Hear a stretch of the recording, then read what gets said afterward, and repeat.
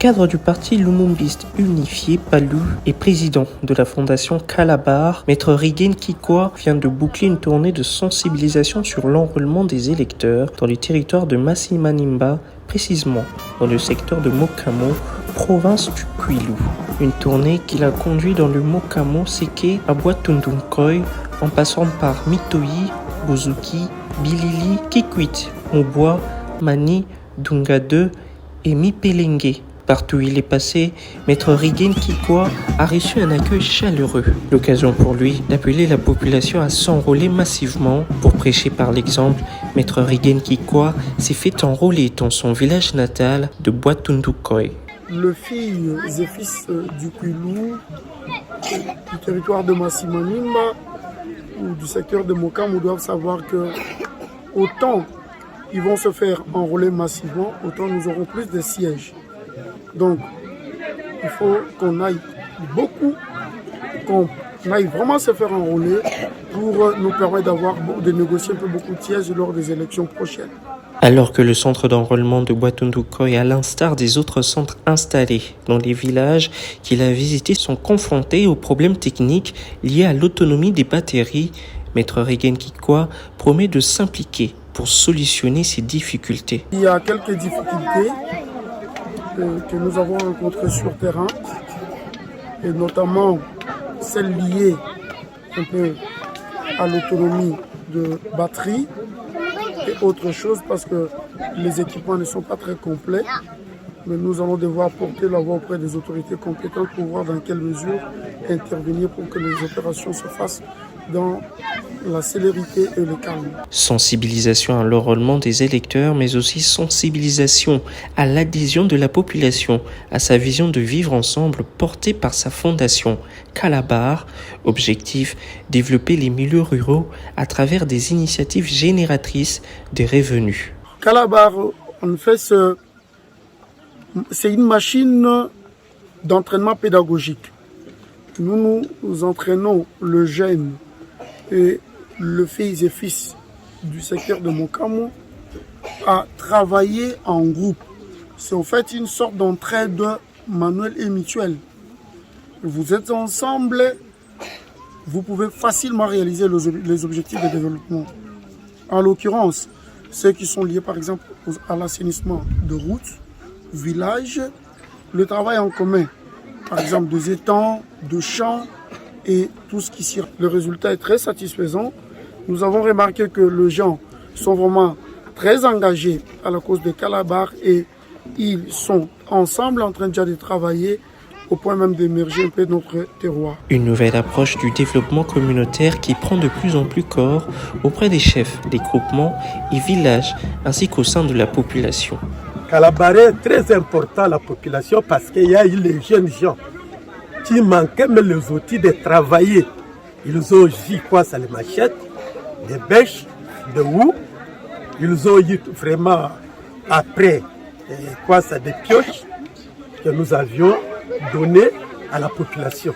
La fondation, présente dans plus de 30 villages de Mokamo, comme l'explique son coordonnateur Papi Mafolo, met à la disposition de ses membres des matériels et outils de travail pour réaliser des activités dans les 3 domaines d'intervention de la structure, notamment l'agriculture, la pisciculture et les infrastructures routières. Plus d'une année après l'implantation de la fondation, Papi Mafolo affirme que les résultats sont plutôt satisfaisants. Nous travaillons avec le moyen des bords, c'est-à-dire le hou, le machette, les bêches, les haches, j'en passe, fournis par le fondateur, le maître Riguen Kikwa. Grâce au renforcement des capacités de son Excellence, Monsieur le ministre Didier Mazenga, nous assiste tant bien dans le matériel que dans les financements. Calabar est venu relever non seulement l'infrastructure routière de la contrée, mais aussi dans beaucoup de villages où Calabar est installé. Je vous ai dit, nous avons aujourd'hui plus de 30 villages. Beaucoup de champs, beaucoup d'étangs. Donc, je voulais parler de la pisciculture et de l'agriculture. Calabar apporte là où Calabar est installé. Les gens sont réunis en micro-groupes dans une association. Ils ont des houes, des bêches. Ils peuvent travailler dans le domaine de pisciculture, comme je viens de vous dire. C'est-à-dire, un monsieur qui a un étang, il sollicite le membre de Calabar, ils vont travailler pour lui, pour son bonheur. Calabar n'a pas un intérêt là-dessus, mais il va aider simplement le monsieur à relever un peu le niveau de son standing. Il va travailler son étang et enfin, il va alviner. Si par ailleurs il n'a pas de moyens pour trouver les alvins, Calabar lui fournit un moyen financier. Et ça, c'est pour lui.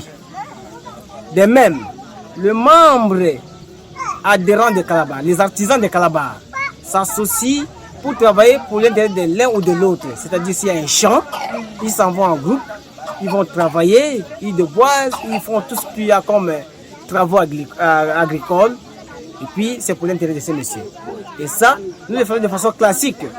Beaucoup de routes qui ont été déjà endommagées, pratiquement, qui ont été impraticables, aujourd'hui sont au moins acceptables.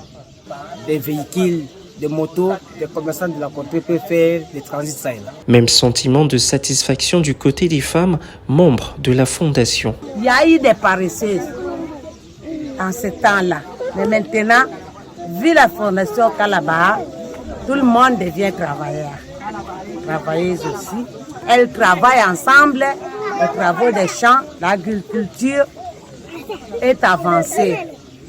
Et surtout, pour les semences, on peut regrouper une affaire de 10 personnes, de 10 mamans.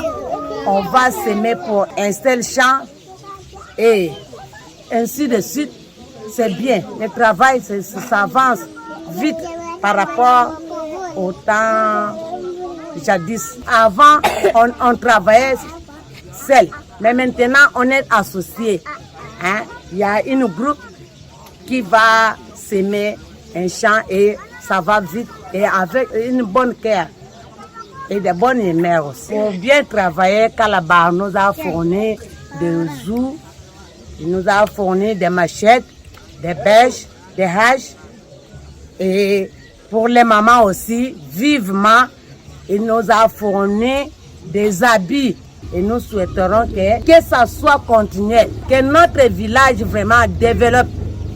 Toutes les femmes, l'émancipation des femmes soit toujours en avant. Le président de la fondation Calabar, qui se dit fier des résultats obtenus jusque-là, promet de renforcer les outils de travail pour faire changer le visage de son secteur.